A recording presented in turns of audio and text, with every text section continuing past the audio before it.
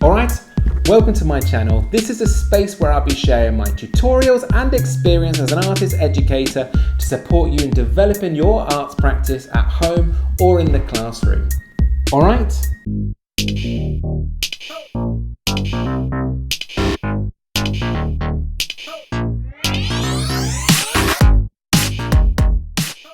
Now this video is about a project I've just done with the Leeds International Piano Competition and their brilliant project, the Leeds Piano Trail. Now the International Piano Competition has been going since 1963 and was founded by Dame Fanny Waterman, and it is the #1 piano competition in the world, and people compete from all around the globe to become the Leeds International Piano winner. It's had rounds in New York, in Berlin, in Singapore, but the finals always take place in Leeds. And we wanted the people of Leeds to be able to recognise this and learn a little bit more about the competition. So artists and organisations were paired together to come up with designs and artwork that would adorn these pianos that would be placed all around Leeds city centre for people to play on. So I was paired with the brilliant Blenheim Primary School, and I worked with a group of young people there to design our piano.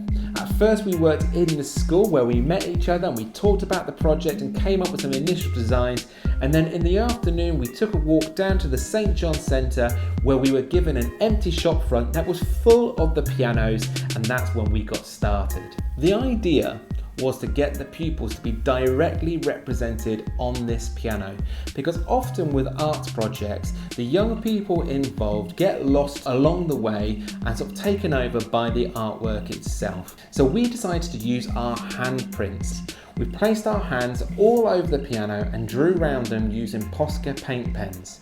We then repeated the lines created by these handprints, almost like they were vibrations coming off as sound from the piano itself.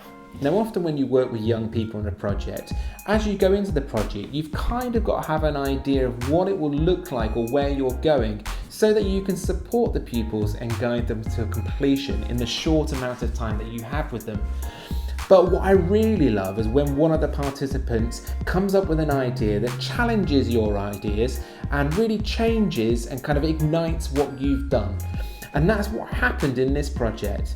We had this idea that we were going to have our handprints and we were going to repeat the lines, and this was going to swallow up the piano and create this beautiful pattern. But one of the young people decided that she also wanted to have a logo or an icon inside the palm that would represent her. And we all thought this was a brilliant idea. So we spent some time in the morning designing our icons that were going to go into the palm of our designs. And well, here's the video of me explaining what those icons mean. So for safeguarding, I won't give you the names of the pupils involved. If we take a look at the first palm, and you can see that he has used a light bulb, and that's because he is very creative, and the element in the light bulb is a pi symbol because he loves maths. Amazing! Then we have this one here, which is a willow tree, and she said that she wants to use a willow tree because she loves swimming, and willow trees are always found near water. How brilliant is that? And this is by a boy who is also able to play the piano, and it's one of his passions, so he has used musical notes to represent him and his symbol. Excellent. And this is by a boy who is of Indian heritage, and it's something he's really proud of. So he has used the Indian flag to represent himself in the center of his palm.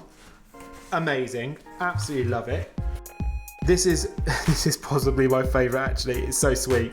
This is by a boy who says that he is like an octopus because he has lots of legs, so if he tries something and it goes wrong, he can always try something else. I mean, that is what you want every child to think. Here we have a fox, and that was because it's her favourite animal and she thinks she has the same personality as a fox, which is amazing. Then we have this one here, and she chose to have the phoenix as her symbol, and that was because she went on holiday recently, and when she had her palm read, she was told that her spirit animal was a phoenix. Great. And then lastly we have this one here, which is of a black cat, And she has chosen the black cat to represent herself because that is the pet that she has at home. Amazing. Anyway, enough of me talking. Enjoy the film.